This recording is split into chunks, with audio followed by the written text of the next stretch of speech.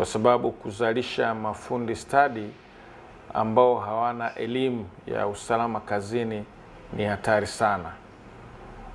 Badala ya kuongeza tija mahali pa kazi, watakuwa wanasababisha hasara kubwa sana mahali pa kazi.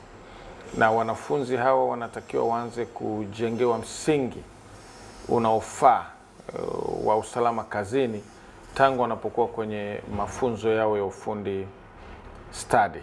Lazima tuanze kuwajenga, kuwatengeneza vijana ambao tutakapowapeleka kwenye soko la ajira, basi swala la usalama kazini itakuwa ndio kipaumbele chao namba 1. Kwa hiyo chuo cha Dar es Salaam kwa kweli kinatambua hilo na tumedhamiria kwa dhati.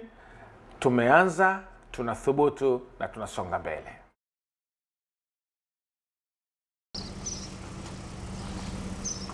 OSHA ni mamlaka inayosimamia afya na usalama kazini pamoja na kutoa elimu, kushauri, usajili, kukagua mitambo na mazingira ya kazi katika sekta zote humu nchini. Kwa hivi sasa majukumu makubwa tulionayo naweza kusema ni mawili. Jukumu la kwanza ni kusimamia na kuratibu masuala yote ya usalama na afya mahali pa kazi kwa kushirikisha wadau mbalimbali kama vile taasisi nyingine za serikali, waajiri, wafanyakazi, taasisi za watu binafsi na kadhalika. Lakini jukumu la pili ni kutoa huduma za afya na usalama mahali pa kazi. Sasa katika kutekeleza majukumu hayo mawili, tunafanya kaguzi za kawaida, yani general inspection, sehemu zote za kazi. Lakini vile vile kuna kaguzi tunaita kaguzi maalum, kama vile kaguzi za mitambo ya kufua mivuke, mitungi ya upepo, mitambo ya kunyanyulia vitu vizito na kadhalika. Lakini tunafanya shughuli za kuandikisha hizo sehemu za kazi, registration. Jukumu la kusajili ni la muhimu kwa watu wote ambao katika tafasiri ya sheria ya sehemu ya kazi unaingia huko, lazima usajili na mkaguzi mkuu. Kuna mambo mengine ambayo tunafanya mafunzo ili kusudi mtu aweze kuwa na uelewa wa masuala yetu haya. Kwa kweli lazima tufanye mafunzo. Tunafanya training mbalimbali. Tuna kozi zetu hapa tumeanzisha ambazo zinaendelea katika mwaka mzima, lakini kuna kozi nyingine ambazo tunazifanya sehemu hizo za kazi. Hiki cheti nilikipata wakati nasoma, tulivyosoma kwenye ukumbi wa ILO.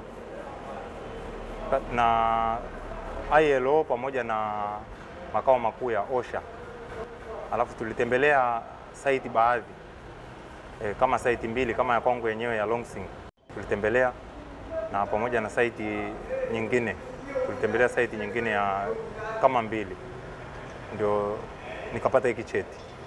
Na katika kufanya kazi zangu hizo nimefanikiwa kwa kiasi kikubwa sana, sababu nimefanikiwa kutrain site, kuisaidia site na mimi jinsi gani wafanyakazi watafanya kazi kwa usalama zaidi.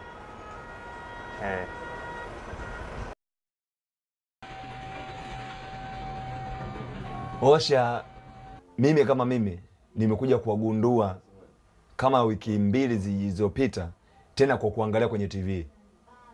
Na mitambo kama binadamu huwa inakosa. Sasa je, inavyokosea inaenda wapi? Si kinakosea njia? Kinaenda kwa nani? Na mtu umesimama mbele, hujaumia. Sasa utajilinda vipi pale?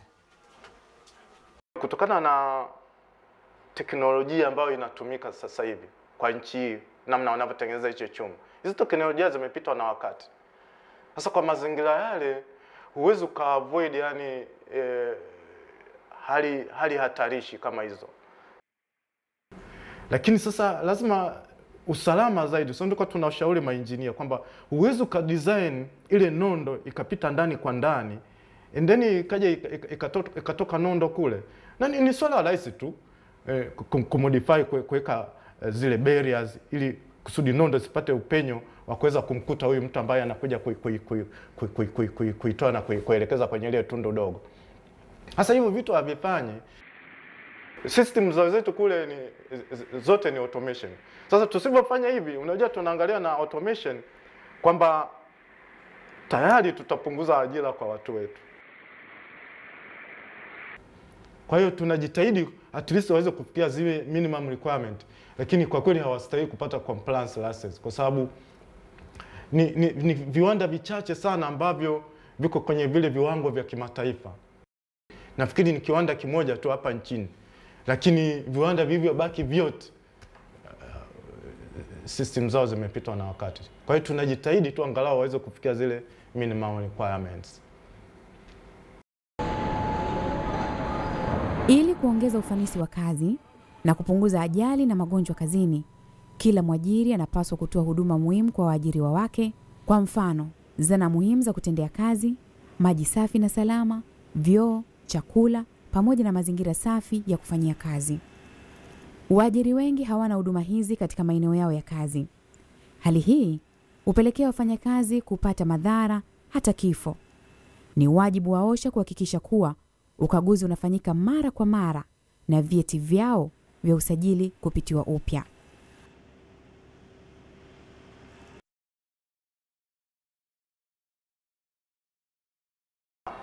Kama kuna mtu alibahatika kupata compliance ya kwetu, tukikuta hali bado haikidhi yale matakwa yanayotakiwa kutekelezwa kama ambavyo alishauriwa, ile compliance license withdraw, tutaichukua. Ile certificate sio ya kwake, muda wote inaweza ikachukuliwa endapo hutakidhi matakwa yale ambayo umeshauriwa uyatekeleze. Kwa sababu baada ya kuona hilo, tukaamua kuingiza hizi mambo ya health and safety kwenye tender document kwamba mtu yote ana apply miradi hapa lazima akidhi vigezo vya kimataifa. Masuala mazingira, mambo ya health and safety yanapewa kipaumbele. Kwa ina maana anaweka utaratibu kwamba atamanage vipi kuhakikisha kwamba afya ya wahusika haziathiriki. Kwa hiyo ni kwamba hapa ni kwamba tuko very keen kwenye masuala mambo ya health and safety as well as mambo ya mazingira. Na mtu asipofanya hivyo vitu ni kwamba anytime tunamsimamisha hata ujenzi kwamba simama hii kitu mpaka ufulfill hivi na hivi na hivi. Chuo kwa kutambua umuhimu wa swala zima la usalama kazini, tuliona sehemu fulani ya mapato yetu tuwekeze katika eneo hilo la kuhakikisha kwamba wanafunzi wetu wote wakati wa mapumziko waweze kupata chai, tukiamini mtu anapokuwa na njaa uwezo wa kufikiri unapungua, uwezo wa kufanya maamuzi pia unapungua, na chance kubwa ya kusababisha ajali kwa wenzake anaofanya nao kazi pamoja au kwake yeye mwenyewe ni kubwa sana. Na tumeshuhudia kwamba tangu tuweze kuanza kutoa huduma hiyo, kwa kweli matukio ya ajali katika chuo chetu yamepungua sana au hayapo kabisa. Pamoja na kwamba afya na usalama kazini ni kitu ambacho ni muhimu na kila mtu anajua kwamba ni muhimu, lakini ukiangalia kwenye upande wa ujenzi, utekelezaji wake ni kama vile umeachiwa tu labda watu wa OSHA peke yao. Sasa kuna haja ya jambo la afya na usalama kazini likawa ni letu wote na tusaidie wote kwa pamoja. Kwa mfano, ukichukulia kwa upande wa mitaala, upande wa vyuo, utakuta kwa mfano civil engineering kufundishwa kwao health and safety ni kitu ambacho ni kwa kidogo sana. Kidogo watu wa electrical wanza wakafundishwa kiasi na watu wa mechanical, lakini watu wa civil engineering kwa kweli wanapata kitu kidogo sana. Kwa hiyo mtu anatoka chuo kikuu ukimuuliza habari ya afya na usalama kazini kwa maana ya sheria, kwa maana ya nini anatakiwa kufanya, anakuwa anajua kitu kidogo sana.